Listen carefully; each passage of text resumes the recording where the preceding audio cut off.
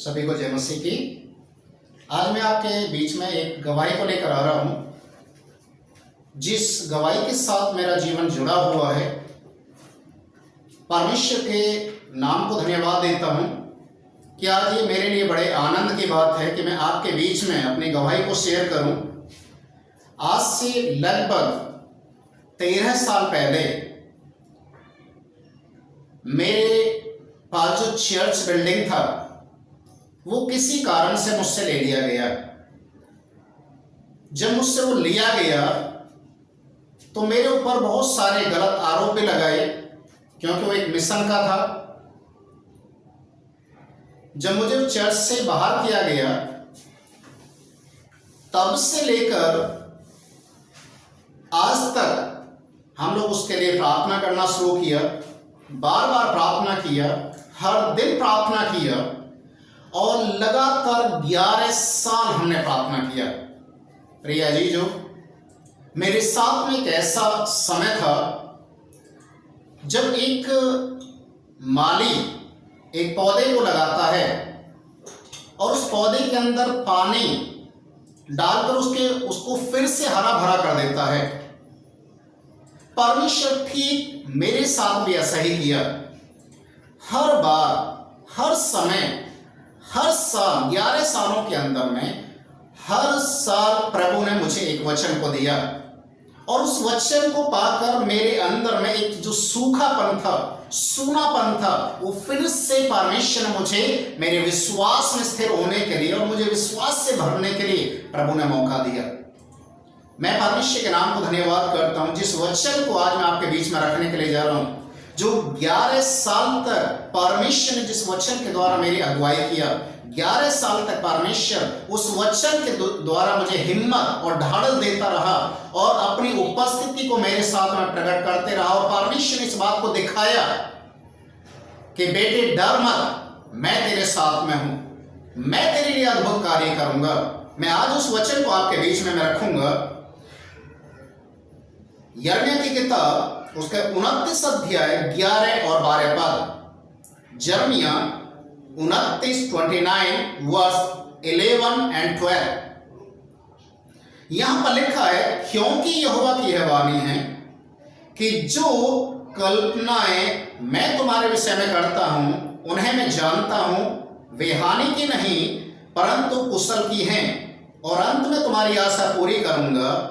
तब उस समय तुम मुझसे पुकारोगे और आकर मुझसे प्रार्थना करोगे और मैं तुम्हारी सुन लूंगा। जो कल्पनाएं, जो योजनाएं प्रभु ने हमारे लिए बनाई हैं, जिन बातों के लिए परमेश्वर हमें ढाढ़स और हिम्मत देता है। देखिए, जिस समय चर्च मेरे से लिया गया, मैं बिल्कुल हताश हो चुका था, मैं टूट चुका था, मेरी आंखों से नींद जा चुकी थी, मुझे बेचैनी और घबराहट बना हुआ था। बहुत सारे पास्टर लोगों ने मुझे ढाढ़स दिया, बहुत सारे पास्टर ने बोला, पास्टर जी आप चर्च चला गए, कोई बात नहीं, परमेश्वर आपको और देगा, उससे भी बढ़ा देगा, आप विश्वास में बने रहना, परमेश्वर की बुलाहट आपके लिए है तो परमेश्वर आपको उससे भी अच्छा करेगा। पर मेरे अंदर जो एक खालीपन था, मेरे अंदर ऐसा लग रहा था कि इतना बड़ा चर्च मेरे से ले लिया गया है, मुझे चर्च चाहिए। और 11 साल तक मैं जो चर्च मुझसे लिया गया था वो चर्च के नजदीक में नहीं गया, उस गली से भी जाना मैंने बंद कर दिया। मुझे बहुत तकलीफ होता था। 11 सालों के अंदर बहुत सारे बड़े से बड़े पादरी भी वहां पर आए, उन्होंने चर्च चलाने के लिए कोशिश किया पर कोई भी वहां पर सक्सेस नहीं हुआ। और अंत में 11 साल तक हमने उस चर्च का इंतजार किया। हर साल, हर महीने जब हमारी उपवास प्रार्थना होती थी, परमेश्वर अपने वचन के द्वारा हिम्मत देता, ढाढ़स देता। एक बार नहीं, 11 सालों के अंदर 11 बार ये वचन मेरे सामने आया। परमेश्वर ने साफ शब्दों में बोला कि जो परमेश्वर ने योजना तेरे लिए बनाई है वो तेरी हानि के लिए नहीं बल्कि तेरे फायदे के लिए है। तुझसे एक चर्च ले लिया गया, डरने की जरूरत नहीं है, परमेश्वर तुझे बढ़ाएगा, तुझे बलवंत करेगा, क्योंकि मैं तेरे साथ में हूं। परमेश्वर के नाम को महिमा हो। ये वचन मुझे बार बार हिम्मत देता रहा। मैं अपनी चर्च के लोगों को बोलते रहा, परमेश्वर एक दिन हमें उसी चर्च को देगा, एक दिन उसी चर्च को देगा। और हमने प्रार्थना करना शुरू किया। हर महीने हमारी जो उपवास प्रार्थना चलती है, उस उपवास की प्रार्थना में हमने उस चर्च के लिए याद करना शुरू किया, प्रार्थना करना शुरू किया। प्रभु आप जरूर से एक दिन अद्भुत कार्य करेंगे, जरूर से आप परमेश्वर, हमारी जो इच्छा है कि वो चर्च हमें मिलना चाहिए, जिस चर्च से हमें निकाला गया था, जो चर्च हमसे छीन लिया गया था, एक दिन परमेश्वर चर्च हमारे पास आना है। प्रिय जी, जो मैंने लगातार उस चर्च के लिए प्रार्थना करना शुरू किया। हमारे कलीसिया के लोगों ने मिलकर उपवास के साथ अपने व्यक्तिगत प्रार्थना में याद करना शुरू किया, हमें वो चर्च चाहिए। मेरे साथ हमेशा ऐसा हुआ परमेश्वर के वचन में, जब उत्पत्ति की किताब उसके 15 अध्याय 5वें पद को पढ़ते हैं, जेनेसिस चैप्टर 15 वर्स 5, वहां पर लिखा है, जब परमेश्वर इब्राहिम को वाचा बांध चुका है, वादा दे चुका है, मैं तेरी पत्नी से तुझे संतान दूंगा। समय बीतते जा रहा है, उम्र निकलते जा रहा है, उसकी पत्नी का जो गर्भ धारण करने की जो परिस्थिति खत्म होती जा रही है। परमेश्वर के वचन में लिखा है, जब जब इब्राहिम के जीवन के अंदर निराशा आती थी, जब जब वो अपनी पत्नी की ओर देखता था, उस तंबू के अंदर रहता था, उस तंबू के अंदर अपनी पत्नी के शरीर को देखता था, शकल को देखता था, और ये चीज विचार करता था कि परमेश्वर ने इतने साल पहले मुझसे वादा किया है, परमेश्वर ने अभी तक मुझे क्यों नहीं संतान दिया। प्रिया जी, जो परमेश्वर के वचन में लिखा जेनेसिस 15:5, परमेश्वर इब्राहिम को आवाज लगाता और इब्राहिम से कहता, हे इब्राहिम तंबू से बाहर आ। और जब इब्राहिम तंबू से बाहर आता तो परमेश्वर एक बात को कहता, आसमान के तारों को तू देख, क्या इनको गिन सकता है? वो कहता, नहीं प्रभु मैं तो नहीं गिन सकता। क्या बालू के किरणों को तू गिन सकता है? प्रभु मैं तो नहीं गिन सकता। परमेश्वर कहता था कि देख, मैं तेरी संतान को इसी प्रकार से बढ़ाऊंगा और आशीष दूंगा, और पृथ्वी के सारे कुल के लोग तेरे द्वारा आशीष को पाएंगे।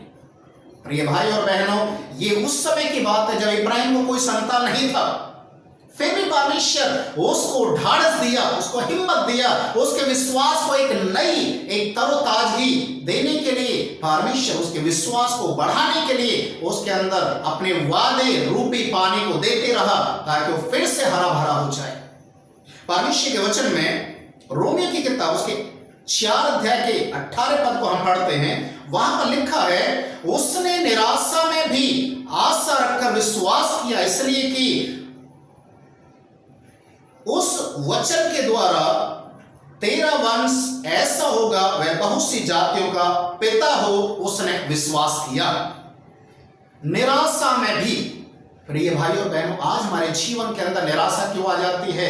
क्योंकि हम परमेश्वर की बातों को छोड़कर दुनिया की बातों पर भरोसा रखने लग जाते हैं। दुनिया के लोगों की बातों को सुनकर उनकी हाँ में हाँ करके हम परमेश्वर के वादों को या परमेश्वर की संगति को छोड़कर दुनियावी चाल को चलना शुरू करते हैं।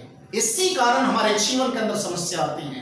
पर अगर हम परमेश्वर के वचन को हम सुनते हैं, परमेश्वर के वचन के अनुसार चलना शुरू करते हैं, प्रिय अजीजों, परमेश्वर का वचन कहता है, इब्राहिम ने निराशा में भी, रोमन चैप्टर 4 वर्स 18, निराशा में भी उसने आशा रखा। वो अपने विश्वास में निर्बल नहीं हुआ, बल्कि विश्वास में स्थिर होते हुए परमेश्वर के वादे पर विश्वास किया। अजीजों, मैं आज जिन बातों को आपको बता रहा हूं, आज परमेश्वर ने ठीक मेरे साथ ऐसा ही किया। 11 साल, पूरे 11 साल तक परमेश्वर मुझे अपने वचन के द्वारा ढाढ़स देता रहा।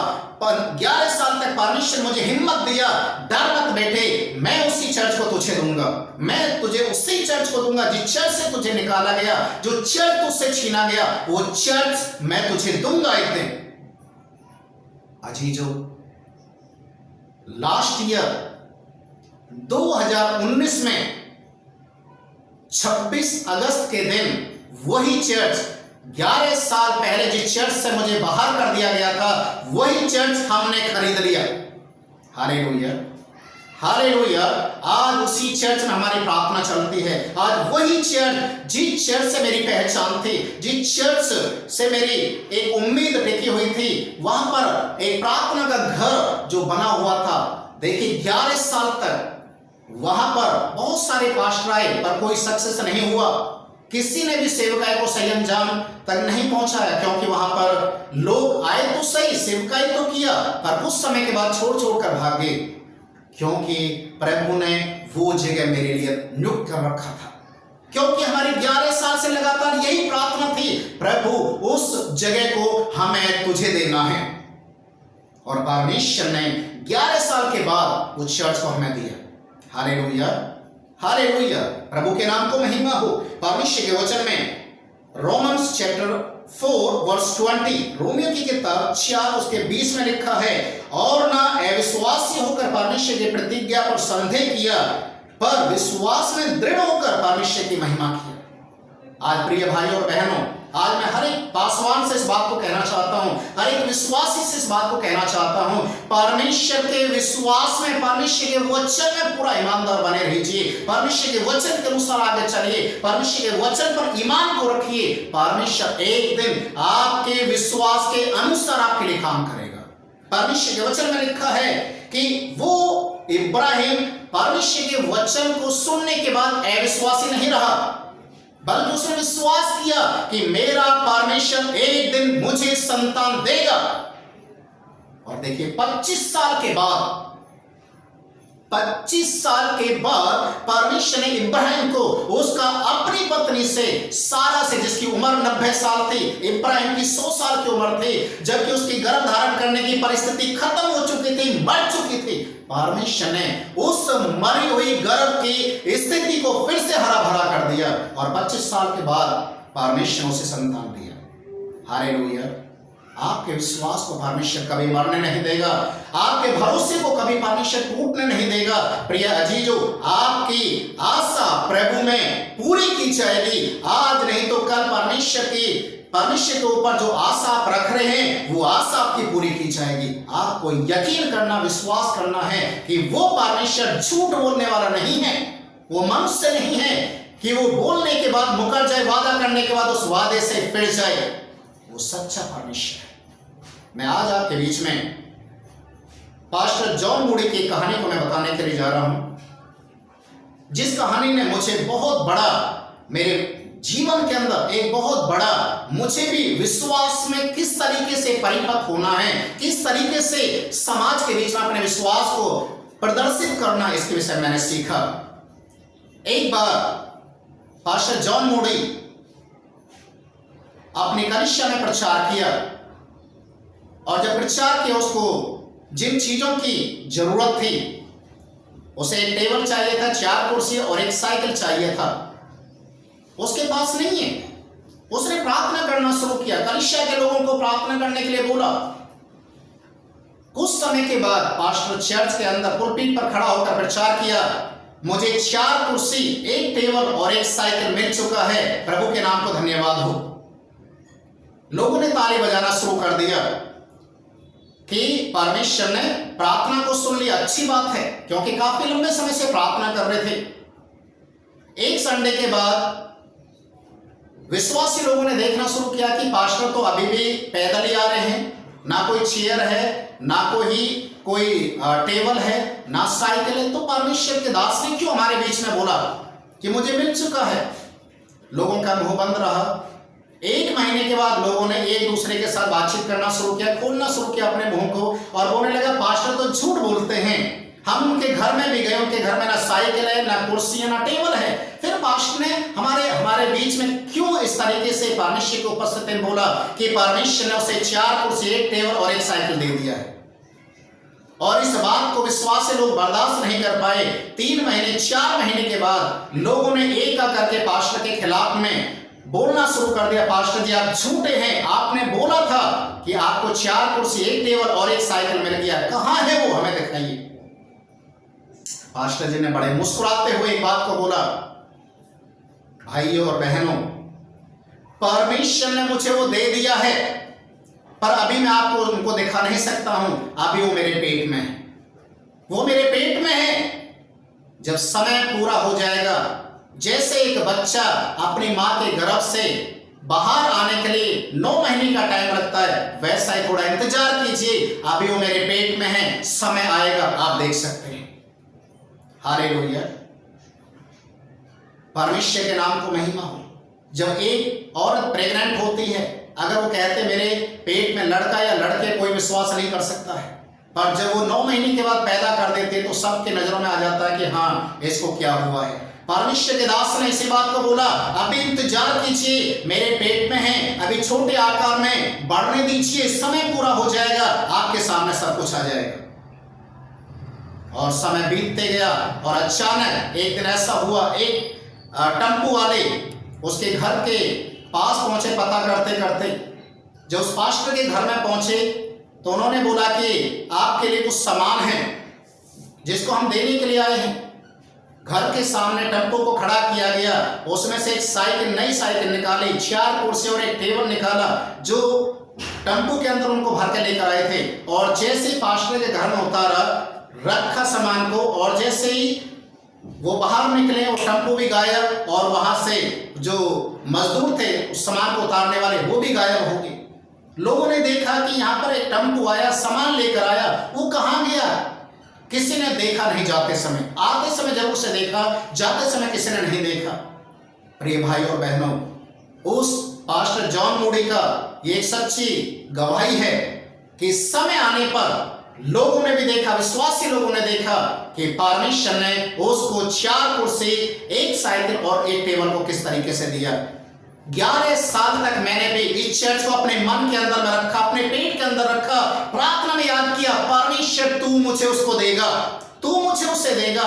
इब्राहिम की तरह मैंने विश्वास किया, परमेश्वर अपने वचन के द्वारा मेरे विश्वास को मरने से बचाए रखा। परमेश्वर बार बार मुझे वचन के द्वारा बातचीत किया और ये विश्वास मेरा लगातार बढ़ते गया, मुझे जागरूक करता गया, सूनापन मेरे अंदर से खत्म करते गया। और 11 साल के बाद परमेश्वर ने उसी चर्च को मुझे दे दिया। प्रभु के नाम को महिमा हो। प्रिय भाई और बहनों, आप जितने भी इस वीडियो को देख रहे हैं, आप भी अपने विश्वास को स्थिर रखिए। आपकी आशा प्रभु पूरा करेगा, आपकी आशा प्रभु पूरा करेगा। यकीन रखिए, विश्वास रखिए, प्रभु आपके लिए अद्भुत काम करने जा रहा है। आइए मैं आपके लिए प्रार्थना करूं। पवित्र महान परमेश्वर, इस वीडियो को सुनने वाले जितने भी भाई बहन हैं, सभी को आप आशीष करें। जैसे इब्राहिम विश्वास में कमजोर नहीं हुआ, निराशा में भी वो आशा को बना के रखा, वैसा ही प्रभु 11 साल तक आपने हमें किस तरीके से रखा, अपने वचन के द्वारा हमें ढाढ़स दिया, हिम्मत दिया, और इस बात को हमारे सामने प्रकट किया कि मैं जो कल्पना तेरे लिए किया हूं वो तेरी हानि के लिए नहीं बल्कि तेरे फायदे के लिए। जब तू प्रार्थना करेगा मैं तेरी सुन लूंगा। और आज हम बड़े घमंड के साथ इस बात को कहते हैं, प्रभु आपने हमारी प्रार्थना को सुना, इब्राहिम की प्रार्थना को सुना। आज जितने लोग तुझ पर आशा रखते हैं प्रभु, उनकी भी प्रार्थना तेरी ओर से सुन ली जाए, उनकी भी आशा तुझ में पूरी की जाए। प्रभु तू आशीष दे, तेरे नाम को महिमा मिले। यीशु के नाम में दुआ को मांगते हैं, आमीन। मेरे प्रिय भाई और बहनों, हमारे चैनल को आप सब्सक्राइब करें, लाइक करें, शेयर करें, ताकि ज़्यादा से ज़्यादा लोग इस वचन को सुने और परमेश्वर की महिमा के लिए आगे बढ़ सके। हालेलुया।